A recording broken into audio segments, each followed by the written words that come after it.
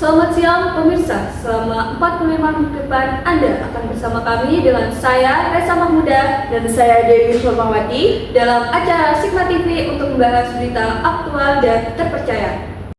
Pemirsa, kondisi Sungai Citarum kembali menjadi sorotan setelah data dari Sistem Informasi Pengelolaan Sampah Nasional yang menunjukkan bahwa lebih dari 3,4 juta ton sampah yang masuk ke Sungai Citarum sepanjang tahun 2023. Mayoritas sampah dari 41% sisa makanan dan 21% sampah plastik. Tidak hanya jumlah sampah yang tinggi, tetapi juga penyebab pencemaran yang semakin kompleks, mulai dari kebiasaan masyarakat yang membuang sampah ke sungai, kurangnya fasilitas pengelolaan sampah, hingga lemahnya pengawasan dan penegakan aturan bagi industri dan warga. Untuk mengetahui kondisi di lapangan, kita akan menuju kepada reporter kami yang berada langsung di sekitar salah satu bantaran Sungai Citarum. Ya, benar. Saya Desra Arindi. Saya saat ini sedang berada di pemukiman warga yang terletak di sekitar bantaran aliran Sungai Citarum, di mana di lokasi ini terdapat sekali sampah dari mulai sampah sisa makanan, sampah plastik, dan juga sampah organik lainnya. Kami di sini akan mewawancarai beberapa warga untuk menanyakan secara langsung bagaimana tanggapan mereka terhadap sampah di Sungai Citarum ini dan solusi apa yang mereka terapkan begitu. Baik, saya sekarang sedang bersama Ibu Afifah. Ibu, bagaimana tanggapan Anda terkait sampah yang ada di Sungai Citarum sendiri ini mencapai jutaan ton setiap tahunnya?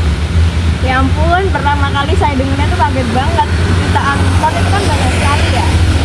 Kan Sungai Citarum ini banyak digunakan oleh orang-orang. Seharusnya kan keadaan sungainya tuh bersih.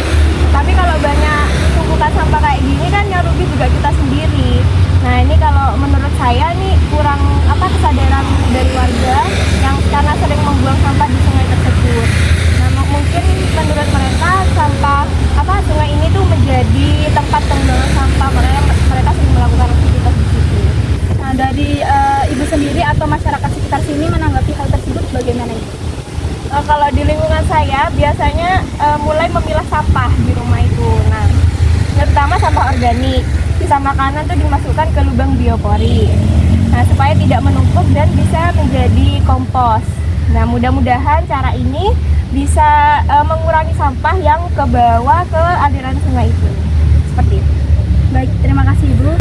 Kalau dari saya itu sering melihat orang-orang masih buang sampah plastik dan itu tuh banyak banget sampah yang berserakan. Jadi biasanya saya sama teman-teman itu ngumpulin sampah anorganik ke bank sampah biar bisa didaur ulang. Terus kami juga ikut gerakan 3R, Reduce, Reuse, Recycle buat bisa ngurangin sampah.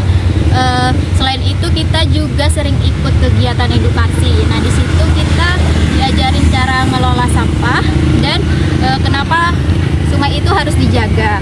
Nah dengan kegiatan edukasi ini kami itu bisa jadi contoh sebagai anak muda dan jadi makin banyak orang yang peduli sama kebersihan sungai.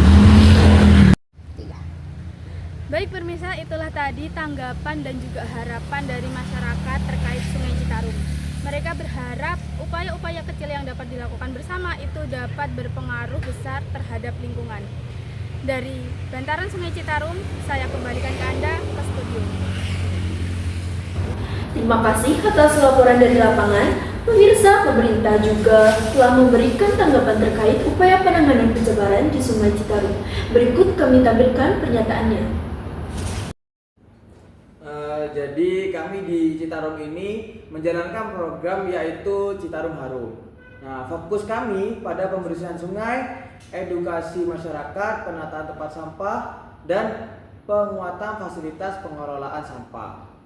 Untuk di industri, kami mewajibkan memiliki instalasi pengolahan air limbah yang berfungsi dengan baik sebelum limbah itu dibuang. Kami juga menerapkan sanksi yang tegas bagi pelanggar pembuangan limbah ilegal. Selain itu, kami juga melakukan reboisasi dan menanam vegetasi riparian di tepi sungai. Untuk apa? Untuk mencegah erosi dan menahan sampah.